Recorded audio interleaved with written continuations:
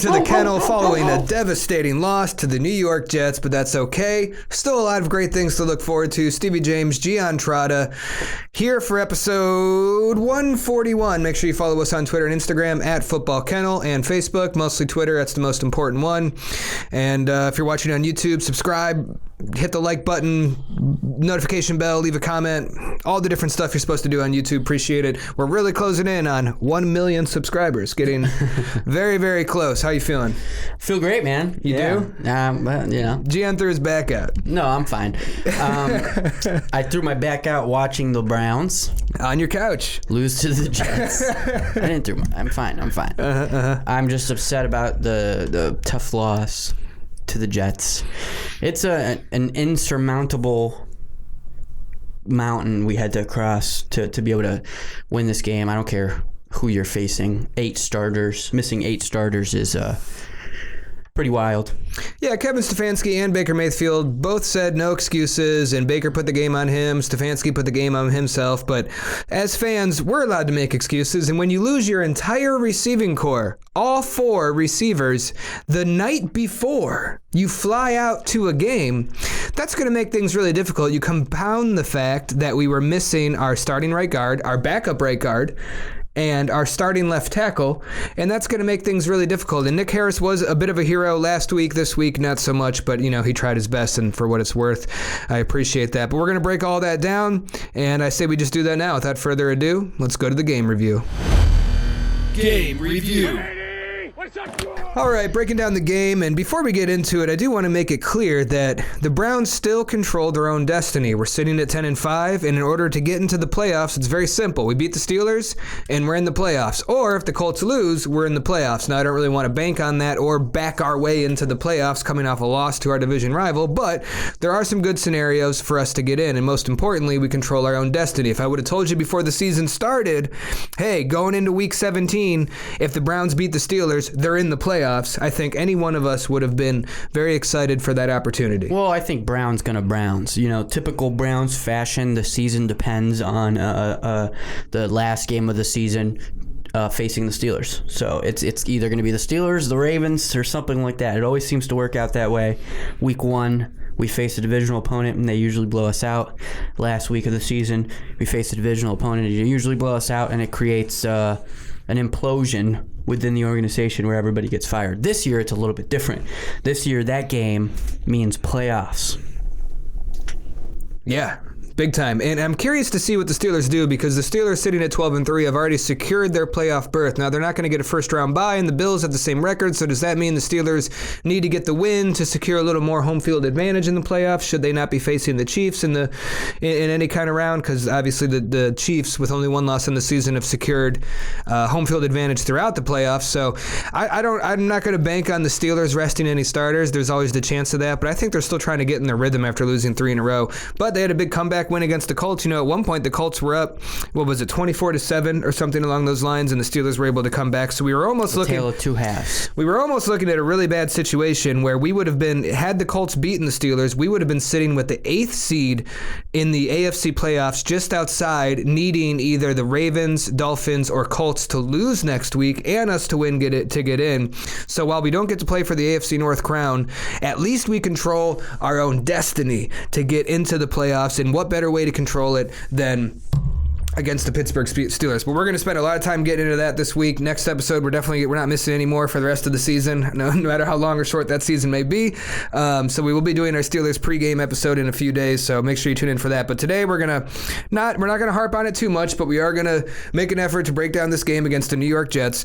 And the first thing, the biggest takeaway that I've seen everybody freaking out about on Twitter, and I get it. So you have no receivers for this game. Bring up some guys from the practice squad, and in this game, you still end up with Baker Mayfield throwing the ball for 53 times. Only running the ball 18 times. I will gripe on that. I think that's I think you could gripe about it, but at the same time, what had happened was the defense was not great early in the game, and all of a sudden we're down by 17 points, and we're not really in a situation where we can establish the run. And early in the game, when we were trying to run the ball, we had very little success.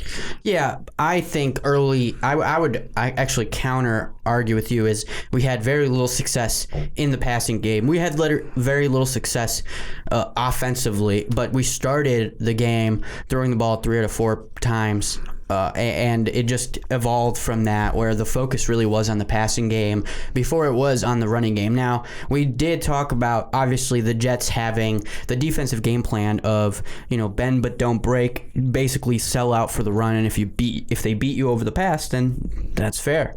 But it did appear to me that we weren't really focusing the game plan on running. We were focusing the game plan on passing to create opportunities from the run, which I think when you're missing your 4 starting wide receivers is a tall task to achieve. Yeah, and the other thing we had working against us was going into this game, we find out about the receivers last night, so you don't really have much of an opportunity to change your game plan. So going into this game, for all we know, we may have had our offense set up in a way where we saw a lot of advantages against the New York Jets to abuse them in the passing game, which I believe with Higgins, Landry, etc. in there, I think Baker and the offense could have had, especially with how hot Baker's been playing, I think we could have had tremendous success in the passing game. And then all of a sudden, overnight, you got no receivers. Mm-hmm. You can't radically change the game plan and install a million new plays that you maybe haven't practiced before. With that being said, I would have liked to have seen more commitment to the run, more commitment to some screen passes and some easy short stuff. Yeah, I mean, we really didn't start seeing those screen passes till the second half of the game. So that's what I'm saying. I think the focus was different than what it should have been after finding out you're missing your receivers. I agree, and at the same time, though, I agree at the beginning of the game, but once the game kind of got away from us and we were down 17, at that point, the hurry-up offense, the pass-heavy hurry-up offense was working very well for us. And we did put ourselves in position to tie this game going down the stretch. And if you don't have a doink from Cody Parkey, you're in a position to tie the game with a field goal rather than having to go for a touchdown late in the game. Definitely, sure, but I don't think ultimately that missed field goal or missed extra point really matters as much when you look at what actually ended up happening, which was the fumble by Baker Mayfield, fumbling the ball really 3 times. Unfortunate performance. He'll tell you himself. He put the blame on himself. He answered only one question, basically just rattled off about how it was his responsibility. And I don't disagree with him.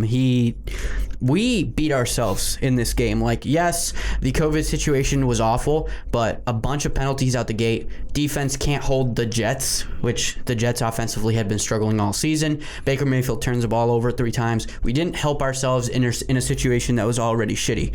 So I understand, and I get the excuse of COVID, 24 hours before the game. You already have this game plan installed. It might be pass heavy because you think you can take advantage of that with the Jets, and ultimately things get turned around on you, and for sure I understand that, but when you add that to the fact that we turned the ball over 3 times and we committed the amount of penalties that we did in tough situations, putting us down in second and third and long situations constantly throughout the game. A bunch of times we were in 3rd and 20, 3rd and 18. These situations where you're missing your 4 starting wide receivers, there's no beating that. There's no winning that situation, and we dug ourselves into a deeper and deeper hole already coming into this game down 8 starters. Yeah, and the defense looked really bad early in the game. A few blown coverages that led to touchdowns. I know one was a pick route, the other was just a blown coverage, so that definitely hurt. And I will say the defense played better in the second half, but it was very obvious that we were missing a couple linebackers. B.J. Goodson's been the guy in the middle for us all season, calling the plays. He's been the veteran, the leader in that linebacker group, besides Malcolm Smith. So having him out definitely hurt us a lot, and he's out actually with COVID. He wasn't a close contact. He was the one that close contacted everyone, which I'll never understand how's our middle linebacker, his only close contacts are the entire receiver room. It's crazy. Yeah, I'm not sure how it works, man. It's crazy how that happens. I know they do the contact tracing with this little bracelet. Sure, whatever it is, but the whole thing's a little weird to me, but it is what it is. So that definitely hurt. Taki gets hurt late in the game, which doesn't help either. We were missing Jacob Phillips. And looking at the linebacker room, we already don't have a great linebacker room. I mean, I like B.J. Goodson, but this guy's not, he's not not an all-star, Pro Bowler, or anything like that. I mean, in general, the linebacker room needs to get a lot better. Mack Wilson, I see you putting the notes here, which is great. First of all, you started the notes with the first bullet point is just fuck. Yeah. Which I respect. Well, that's how I felt in the moment as soon as I started the document. That's great. But going down the list, looking at Mack Wilson, I like your note for him too. Mack Wilson might totally suck. Yeah.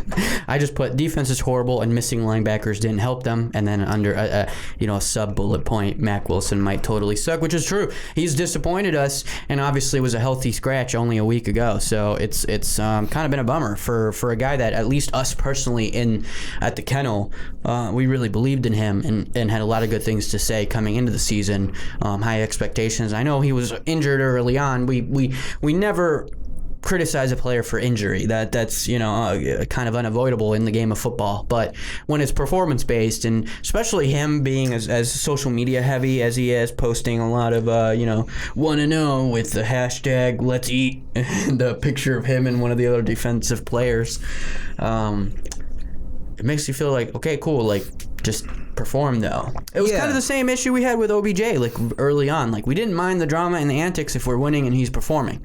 We care about the drama and the antics because we're losing and he's not performing. Now, that's in the past, but I'm just saying it's a very similar sentiment here, I think. Yeah, that's fair. And this game was tough. And one thing I want to really point out is, I forget what quarter it happened in, but Myles Garrett had what looked like a strip sack on Sam Darnold, hit his hand as he was getting ready to throw. Looked like a clear fumble to me, and they blew the whistle dead. And it's weird because they've been making it a point to let plays play out. They've been trying to avoid the early whistles, and if it's a close call like that, let it play out and then use review to figure out what happened. Well, they called the whistle immediately, and Malcolm Smith had picked up the ball and ran it into the end zone, so it could have been a touchdown Browns. But then they turned around, called it incomplete pass, which I thought was an absolute horrible call. And to add insult to injury and to have the football gods truly just pour shame on us, in the 4 o'clock games, Carolina's playing the Washington football team, and guess what happens? Dwayne Haskins dropbacks the pass. The exact same thing happens, but it's even crazier because his hand gets hit and he still pushes the ball forward, and they called it a fumble. And on Twitter, at NFL Officiating had the nerve to play the video and explain why that was a fumble. It was less of a fumble than ours. Yeah, it's debatable. The referees didn't give us any help. I know a lot of people were griping about that 4th down call, that fumble, about the rule. That rule's been in place for a while. I've seen it in other games, so it was no surprise to me. As soon as I saw that happen, I saw Kareem Hunt have the ball. I knew they were going to blow it dead at the spot of the fumble. I thought he was over until we saw a couple more angles on the replay. Then obviously it was clear to me he didn't make the first down.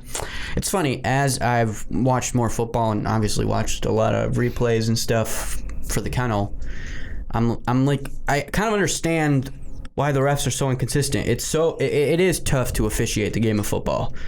Like we have all the replay help, and usually they do too when it's a challenge, but when it's one-on-one like that, it's tough to make those calls. But I can't really criticize the referees on this, man, because you're talking about one instance really where it was a questionable call by the refs.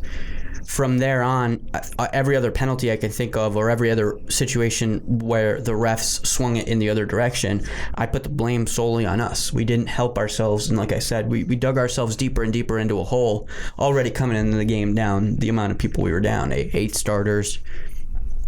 It's tough. Now, do we think, here's my issue, right, where we do control our own destiny, right, but obviously we're COVID affected right now. We have a bunch of players that are down for close contact. They need, I think, 5 days straight of mandatory false COVID testing every 24 hours, something like that. And then Jedrick Wills was out today due to illness. And they did say it wasn't COVID related, but he was already out on the COVID list. This is almost very similar to what happened to Myles Garrett. He went on the COVID list, ended up going out for an illness. It ended up being COVID. Went out for COVID, and now Jedrick Wills, same situation. So, is there? Do we know right now if the illness, if we're for sure the illness is non-COVID related, or is there a risk there that this might actually be an outbreak? We get Jedrick Wills out for longer than just this game. I mean, remember when Myles Garrett went out with COVID, the Monday after the first Sunday he missed, we already knew he was going to be out the next game. They announced it immediately. Yeah, it might be a similar situation to that. We're not really sure, which is scary. And is he a close contact? Do you lose your whole offensive line against the Steelers? And what's the situation going on with close contact's not as rough because again it's just the 5 days with the 5 days and then the 24 hours consecutive negative test. But obviously losing Jedrick Wills is huge, and you wonder who is close contact. Is anybody else going to test positive? Who's going to make it to the game? Is it possible B.J. Goodson makes it? I would say no at this point. If I had to guess, he can't. He's got to go a full 10 days, and he was reported positive yesterday. Yeah, so not possible. He's already out for the Steelers for sure. So we're missing him. I mean, could it be a situation where we miss a bunch of players? Would the NFL then reschedule our game? Because if it does, I mean, I know when I compared the two situations, Ravens, Steelers versus us, and how it was 24 hours, and I kind of complained it seemed unfair. You made a really good point. They had like 19 positive tests, a bunch of close contact people out. They made Denver play without quarterbacks, although I countered that with the fact that was... They openly admitted that was Drew Luck's fault. He broke protocol, and then that's why the quarterback room was deemed close contact. But once it escalates to this point where now, what's the situation there if it keeps happening, especially a game where, I mean, our season depends on it. Yeah, they probably won't care because it's the Browns. What am I saying? I don't know. It's a tough situation. I mean, there's really no good way to do it. There's not an extra week, and if you postpone the game...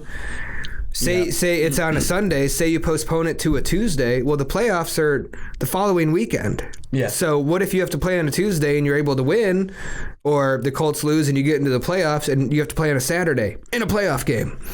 They'd probably make it a Monday game if they postponed it a day. Mm-hmm. Yeah, whatever it is, but they would probably make if we won or even if we didn't win, and they would probably make our game or the Steelers game and our game a Monday game or something like that. Yeah, best case scenario, it doesn't have to come to any of this stuff, and I sure hope it doesn't. What sucks too is we're out all of our receivers up till Thursday, so they can't even practice with the team till late in the week. So, but I guess to look at it on like a positive note, they're going to be super fresh for the Steelers game. Jarvis Landry's never missed a game in his career, and this does hurt me the most. In 7 years, he started 110 consecutive games, and this is the first time he had to miss one. And it's a situation out of his control. It's not know. Injury. It's Sucks. Not like a family matter. It's nothing.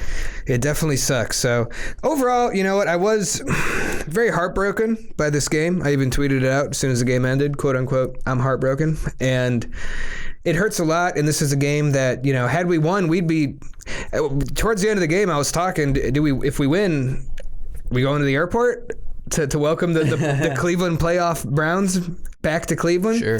And that would have been an incredible celebration. But now I think if you look at 2020, how this year has been, and if you've looked at the past 20 plus years of Cleveland football, nothing is easy. Nothing is ever given to us. Yeah. Nothing comes without just a mountain of bullshit attached to it.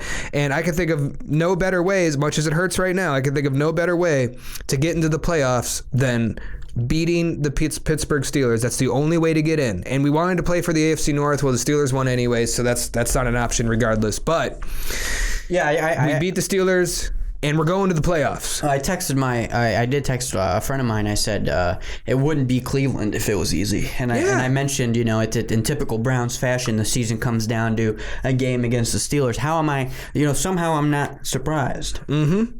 And this week is going to be a lot of nail biting. I'm nervous to play the Steelers. It's going to have playoff vibes, just like that game. It's literally a playoff game. It's literally a playoff game. But I will say this. Regardless of outcome, of course I want to go to the playoffs. Of course I want to beat the Steelers.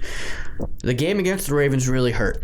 It stabbed you in the heart. But at the same time, man, those were playoff vibes. Mm-hmm. And I live for that shit. Yeah, that was epic. So I'm nervous, but next week against the Steelers, man, that's about to be exhilarating. That's about to be one of the best games we've watched in Browns history. Well, in our young, we're younger on the younger end. So, but it has to be the best game the Browns play in our since '99. It has to be. It's the biggest game I mean, you can make an argument for 2002 when we beat the Falcons to secure our playoff berth and ended up playing the Steelers, whatever. But like, sure. But in the past 18 years. This is it. We're going into week 17 with an opportunity to win and go to the playoffs. Usually week 17, we're talking about how we have the first pick in the draft or where we're going to position in the draft, and we're firing the head coach, and it's a nightmare. We don't know who our general manager is. Yeah. A sort of variation of this. Who's the quarterback? They all suck. Yeah. No, we've come a tremendous... This year has proven that Kevin Stefanski's our head coach. Baker Mayfield's our quarterback. But I'll tell you what, I'm saying these kind of things kind of feels a little defeatist. I'm confident in this team. And I know this week was crazy, and having the players out, I mean, Baker and Kevin Stefanski made it clear that there was no excuse, and we agreed. I was very confident going into this game. Even when I found out everything last night, I kept tweeting Browns by 20, Browns by 20. I felt really good about winning this game. Obviously, we didn't get it done, and it hurts and it sucks, and this game was extremely frustrating to watch. But we have not, this season, we have not lost 2 games in a row at any point. We have 5 losses now. Never have we had two losses in a row. We've always bounced back. This team has been resilient. Kevin Stefanski's been resilient. And as we all have come to learn, a pissed off Baker is the kind of Baker you want playing quarterback for your team. And based on his press conference where he didn't answer any questions, I mean, he answered one question. He talked for a minute about how he was pissed off. This was on him, and he let the team down, et cetera, et cetera. That's the guy I want as my quarterback getting ready for Steelers week with an opportunity to win and go to the playoffs. I agree. I couldn't agree more. And speaking of going to the playoffs, we're 10-5 right now on from episode 20, our NFL schedule prediction. I said 12-3, disappointing. We came close, but you said 10-5, so we're exactly where you predicted. We're exactly where I predicted. I did obviously predict a win against the Jets. Don't get me wrong, but on the record, the Browns are right where I wanted them, and I'm very happy about that. Yeah, well, like I said, as nervous as I am going into this next week, the fact that the Browns, I had high expectations for the Browns. They're meeting/beating those expectations in certain aspects. I couldn't be happier, and we're fighting for our playoff lives. Usually, we're fighting for our organizational lives, like keeping it consistent. Give Freddie Kitchens a chance. We lose to the Bengals. Give Hugh Jackson a chance. That whole different story. We can get into a whole different mess of stories of Mike Pettin.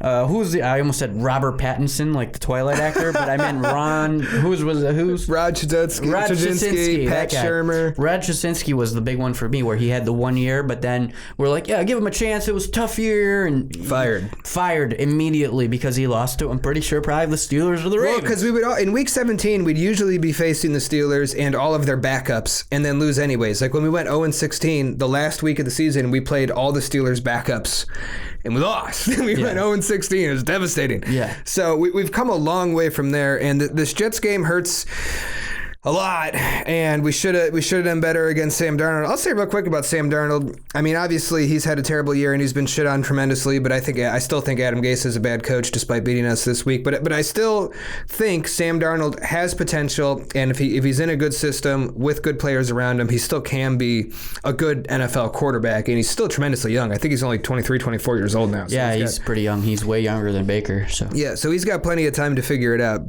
So he's got that going for him, and hey, good for the Jets. I mean, the Jets didn't play like a 1-14. He's 23. Yeah, which is crazy.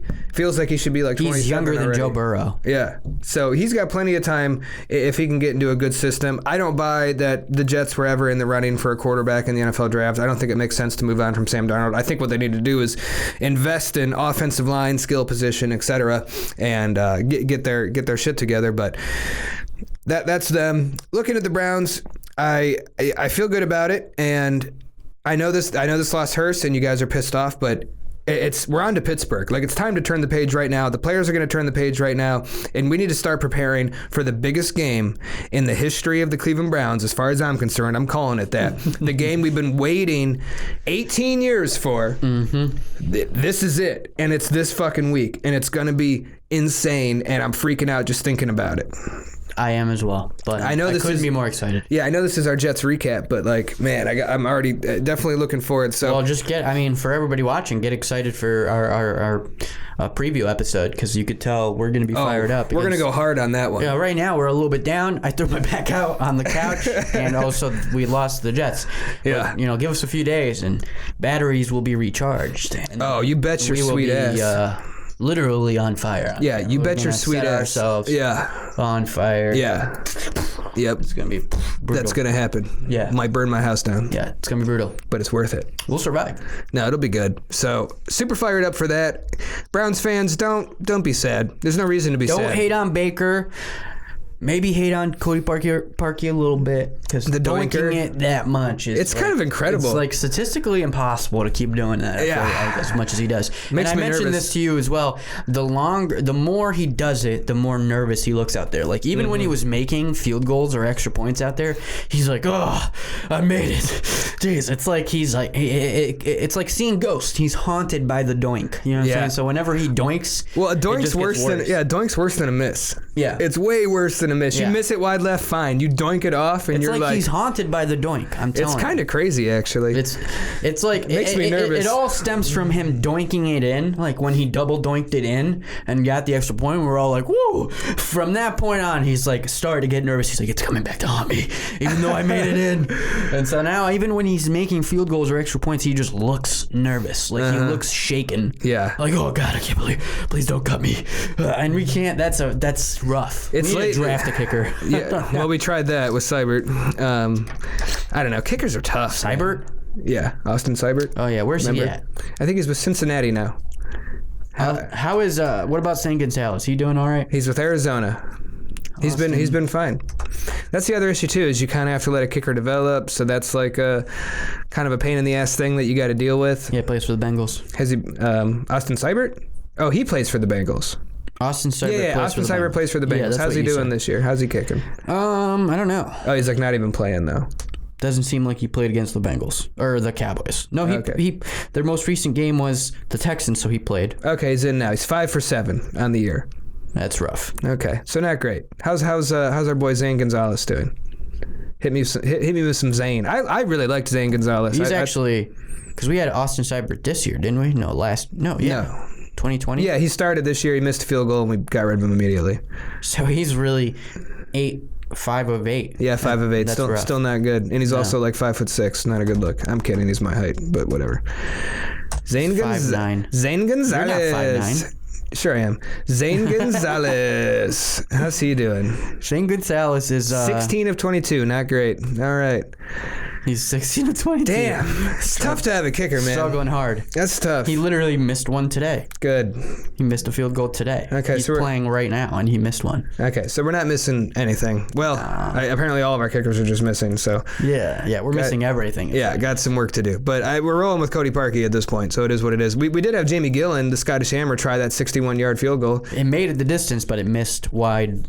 No, it didn't make it the distance. Oh, it got no, right, returned. because he got recovered. Yeah, so that wasn't great. Why did we even try that? Did we just... Time was expiring. You might as well give it a rip. No, but I mean, why with him? He's got a bigger leg, I would assume.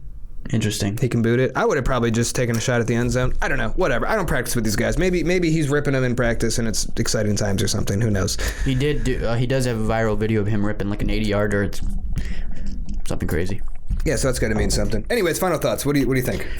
It's a tough loss, but I mean, almost insurmountable. Well, obviously, it was insurmountable what we had to overcome to come out with a win this game. And it wouldn't be a Cleveland Browns season without it coming down to a game against the Steelers. I keep saying that, but I really mean that. I think it's a hard lesson to learn. It's necessary.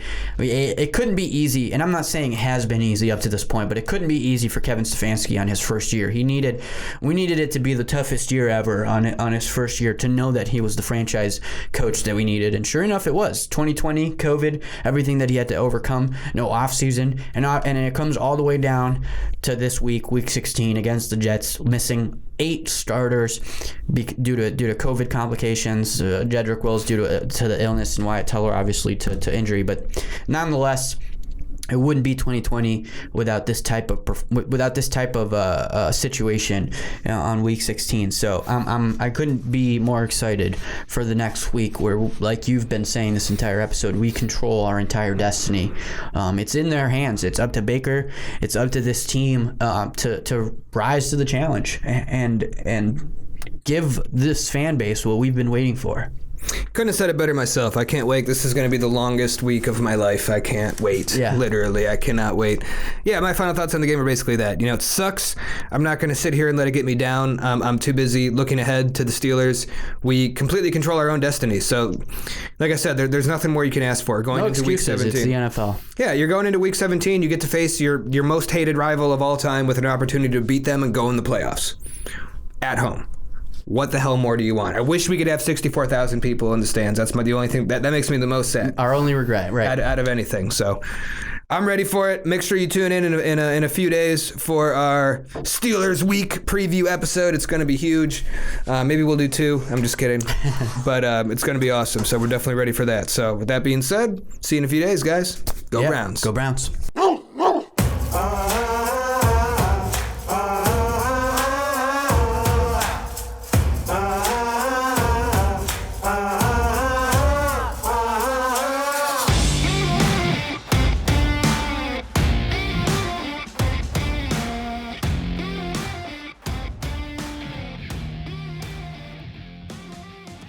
So someone's computer made a sound. It's not mine. I literally just.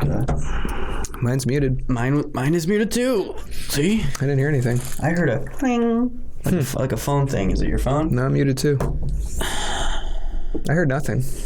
Oh, maybe it's just a pain. The pain causing ringing in your ears. Yeah, it's possible. Totally.